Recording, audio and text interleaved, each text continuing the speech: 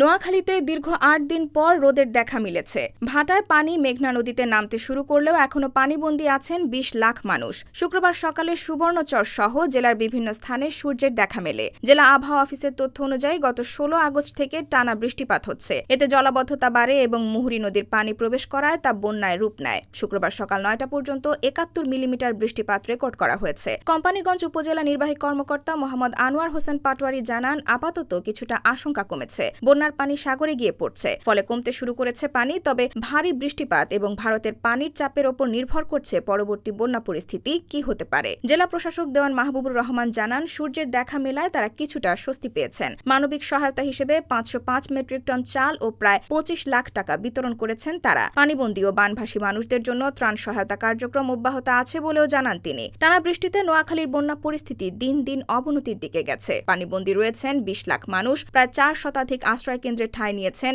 ৪০,০০০-এরও বেশি মানুষ। IBTV USA, new York.